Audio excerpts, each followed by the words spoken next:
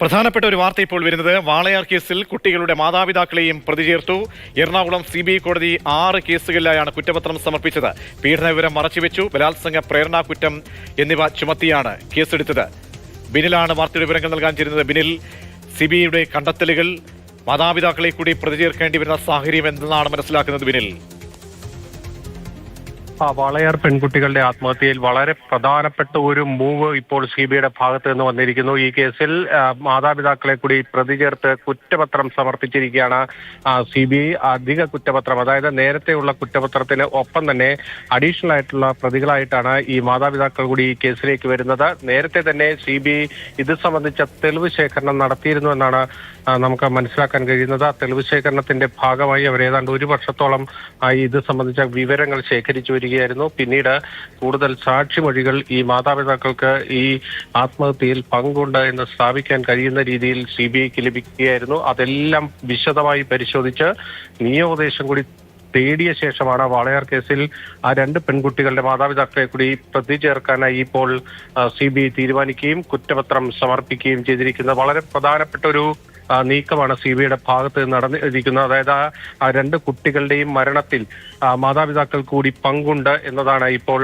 CBI കണ്ടെത്തിയിരിക്കുന്നത്. ഇതിൽ നമ്മൾ ശ്രദ്ധിക്കേണ്ട ഒരു കാര്യം, ഈ കേസിൽ നേരത്തെ സംസ്ഥാന ക്രൈംബ്രാഞ്ച് ആയിരുന്നു അന്വേഷണം പൂർത്തീകരിച്ച് കുറ്റപത്രം നൽകിയിരുന്നത്. ആ ഘട്ടത്തിൽ മാതാപിതാക്കൾ പ്രതികളായിരുന്നില്ല. പിന്നീട് CBIയുടെ അന്വേഷണത്തിൽ കൂടുതൽ കാര്യങ്ങൾ CBIക്ക് ബോധ്യപ്പെടുകയായിരുന്നു.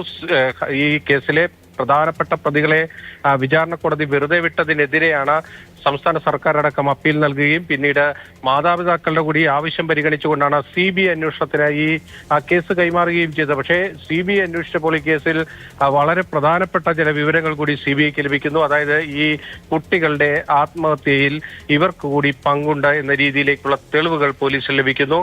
അങ്ങനെയാണ് ഈ കേസിൽ മാതാപിതാക്കൾ കൂടി പ്രതിസ്ഥാനത്തേക്ക് വരുന്നത്. അവർക്കെതിരെയുള്ള കുറ്റപത്രമാണ് ഇപ്പോൾ CBI കൊച്ചിയിലെ പ്രത്യേക കോടതിയിൽ സമർപ്പിച്ചിരിക്കുന്നത്. ഇനി ഈ മാതാപിതാക്കൾ കൂടി ഇതിൽ ഇവർ കൂടി വിചാരണ നടപടികൾ നേരിടേണ്ടി വരും. നേരത്തെ വളരെ പ്രധാനപ്പെട്ട വകുപ്പുകൾ കൂടി എന്തായിരിക്കാം ചുമത്തപ്പെടുന്നത്? ഈ ബലാത്സംഗ പ്രേരണാ കുറ്റം വളരെ പ്രധാനപ്പെട്ടത്. ഈ പോക്സോ വകുപ്പും പിന്നെ IPC ആണല്ലോ, പഴയ നിയമമാണല്ലോ.